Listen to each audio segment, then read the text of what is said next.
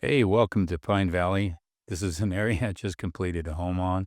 We're going to give you a little tour and kind of walk you through what I did and kind of the entire process. You can see right here, I'm pushing some snow and we're about ready to head into the winter. So I'm trying to get as much little dirt work. Actually, this is the springtime. And so I had already done some preliminary work, got some dirt moved. You can see the tracks there. And I'm trying to get that snow out of the way because it freezes at night, then it subtly thaws during the day, but it doesn't melt fast enough. You can see the dark dirt to the left up there that I'm pushing right there with the track hoe. That actually came from another job just down the street. So the advantages of being a builder is you kind of use stuff from one job to another. This was again in July. Now we're getting into the summer. And again, prepping the ground, getting ready for, you see that I've got my power line way back there in the far upper area. That was about 10 feet down. I needed to get power in quick. And you can see that trench right there where the power line is. That's where I guesstimated, and I was really dead on. I got the power in, and that was great.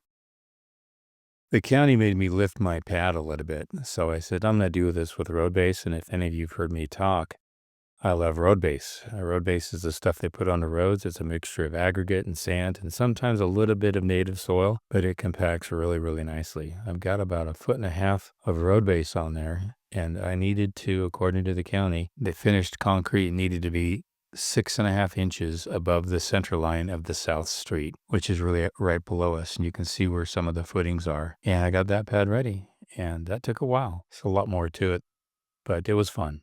Here we are getting at footings. So I have two different subcontractors for concrete, and one is for my footings and my flat work. And this is Javier. He's doing my footings. We decided not to dig them in. We decided to form them up to get some real accuracy with concrete walls. And sometimes when you have that accuracy, you can actually do a better job with your concrete walls. And here's the subcontractor. This is Bang Concrete in my local area. Took them 2 days to form all the walls and just a single day to pour it. So basically a 3-day job. And that's where subcontractors make their money. They can get in and they can get out real quick. It's real cost savings to them. It's got an economy of scale and they have a larger crew. And the only way you can have a larger crew is when you can get the job done as quickly as you possibly can. Timing for that is really all key.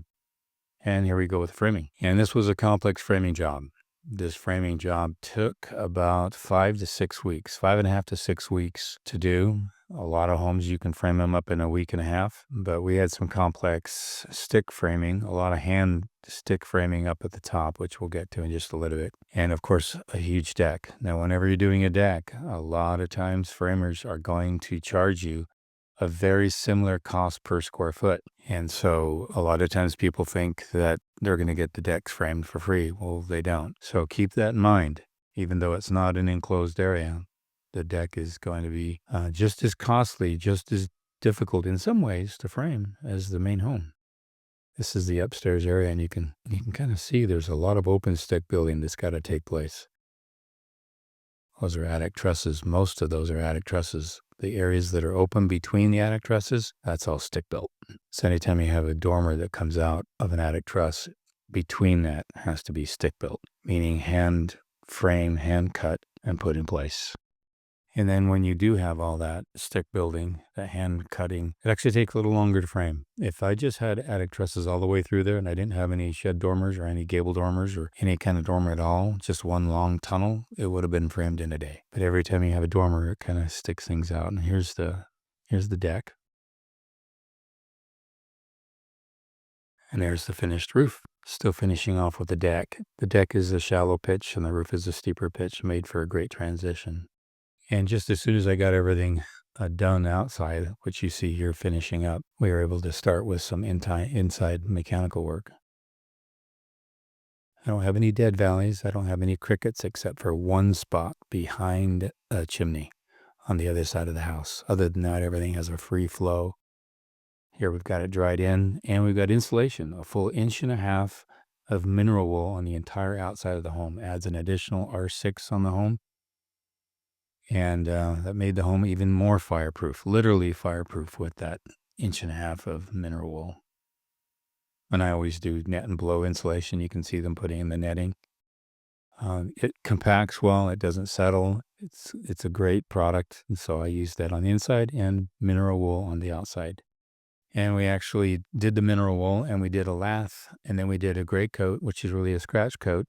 And then we put the rock. So behind all that rock is 1.5 inches of mineral wool. So it heading into winter.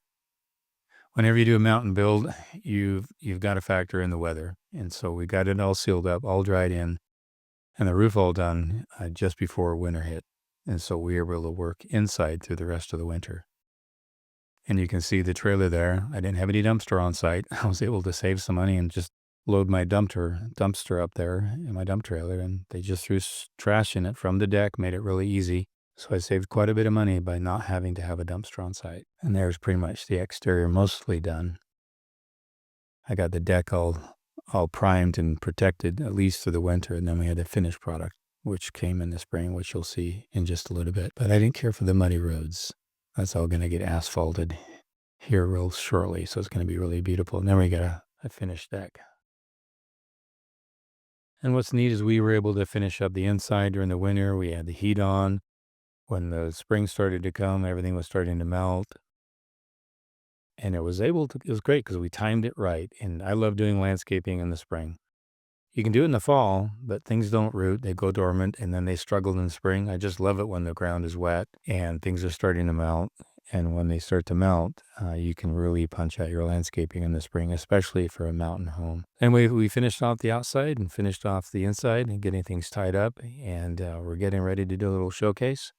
And I will show you here the finished product of this home in the Pine Valley region of southwest Utah, and enjoy the finished product. Thanks for watching.